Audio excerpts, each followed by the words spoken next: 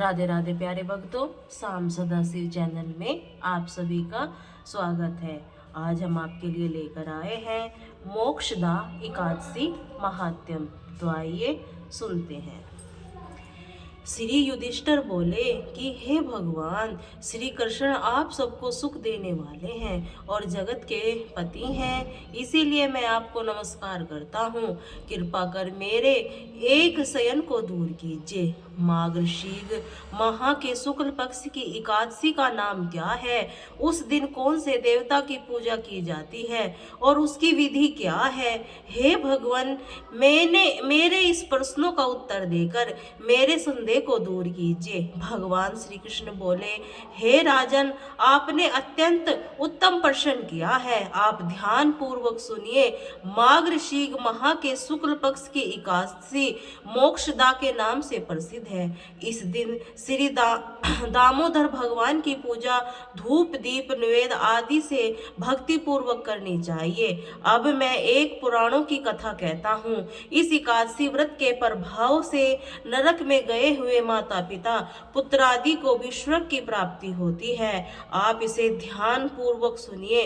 प्राचीन गोकुल नगर में वैशाख मख नाम का एक राजा राज्य करता था। उसके राज्य में चारों वेदों के ज्ञाता ब्राह्मण रहते थे। रात्रि में एक दिन स्वप्न में राजा ने अपने पिता को नरक में पड़े देखा। उसको स्वप्न का बड़ा आश्चर्य हुआ।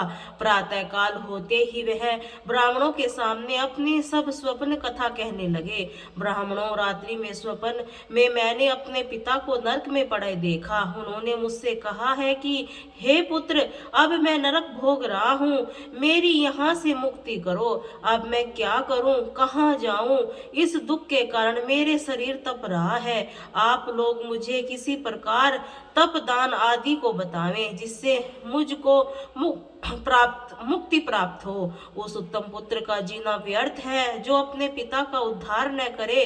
राजा के ऐसे वचनों को सुनकर ब्राह्मण बोले, हे राजन, यहाँ से करीब ही वर्तमान भूत भविष्य के ज्ञाता पर्वत नाम के एक ऋषि का आश्रम है। आप यह सब बातें उनसे जाकर पूछ लीजिए, वे आपको इसकी विधि बता देंगे। राजा ऐसा सुनकर मुनि के आश्रम पर गए। उस समय चारों वेदों के ज्ञाता पर्वत मुनि दूसरे ब्राह्मण के सामने बैठे थे। राजा ने जाकर उसको साष्टांग प्रणाम किया। पर्वत मुनि ने उसको सोंगा पांग कुशल क्षेम पूछी। तब राजा बोले, हे देव ऋषि, आपकी कृपा से मेरे राज्य में सब कुशल है, परंतु मेरे मन में अशांति रहती है, उसका क्या उपाय कीजिए।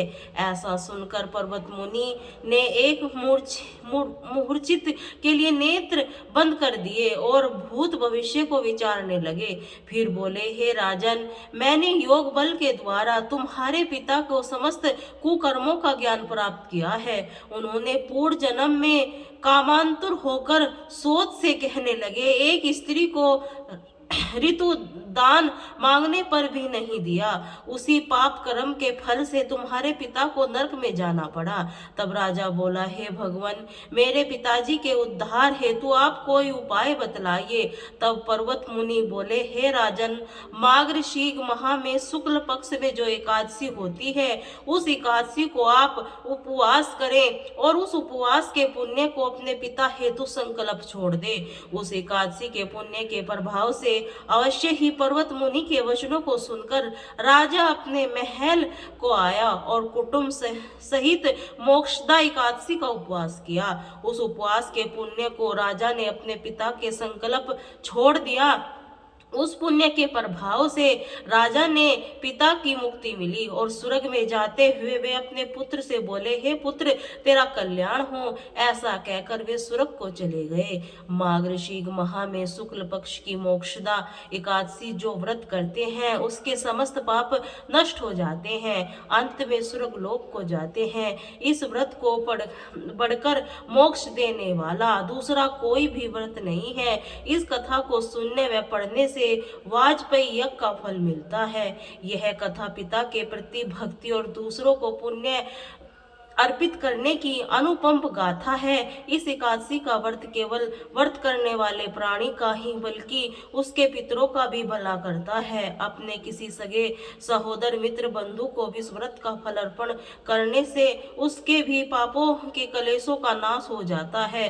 जो साक्षात माता पिता में ईश्वर को देखते हैं, भगवान विष्णु की असीम अनुकंपा से उसको समस्त कामनाओं की सिद्धि होती है।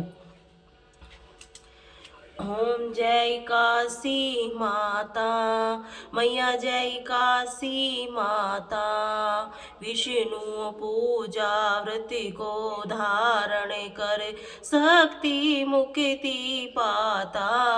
मैया जय काशी माता, तेरे नाम गिनाऊं देवी भक्ति प्रदान करनी, गण गौरव को देनी माता शास्त्रों में वरनी।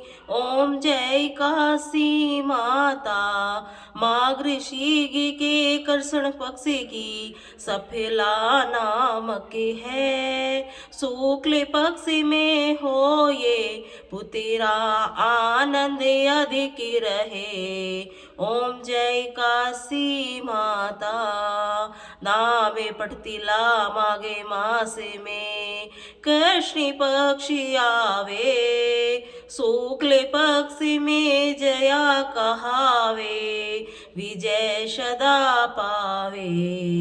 ओम जय काशी माता, विजा फागुन कर्षण पक्ष में सुखला आमली की, पाप मोचिनी कर्षण पक्ष में चैत्र महावली की। ओम जय काशी माता, चैत्र शुक्ल में नामे काम दा धन देने वाली, नाम वृथिनी कृष्ण पक्ष में वैशाख महावाली। ओम जय काशी माता, शुक्ल पक्ष में होए मोहिनी, अपरा ज्येष्ठ कृष्ण पक्षी, नाम निर्जला सब सुख करनी, शुक्ल पक्ष रखी। ओम जय काशी माता, योगिने नामी आषाढ़ में जानो, कृष्ण पक्ष वरनी, देव सयानी नाम कहायो, शुक्ल पक्ष धरनी। ओम जय काशी माता, कामिका श्रावण मास में आवे, कृष्ण पक्ष कहिए, श्रावण शुक्ला होइए, पुत्रा आनंद से रहिए। ओम जय काशी माता, अजा भाव पर्द कृष्ण पक्षी की परिवर्तिनी शुक्ला, इंदिरा अश्विनी कृष्ण पक्ष में वर्ती से भव सागर निकला। ओम जय काशी माता, पापा कुशा शुक्ल पक्ष में पापी हरण हारी, रमा मास कार्तिक में आवे, सुखदायक भारी। ओम जय काशी माता, देवोत्थानी शुक्ल पक्ष की दुख नाशक मैया, लोंदे मासी की करो विनती, पापे हरो मैया। ओम जय काशी माता, शुक्ल लोंदे में होए पधिनी, दुखीदारी हरिणी, परिमा कृष्ण पक्ष में होती, जने मंगल करनी। ओम जय काशी माता, जो कोई आरती काशी की भक्ति सहित गावे, जन रघुनाथ स्वर्ग का वासा निश्चय कर पावे। ओम जय काशी माता, मैया जय काशी माता।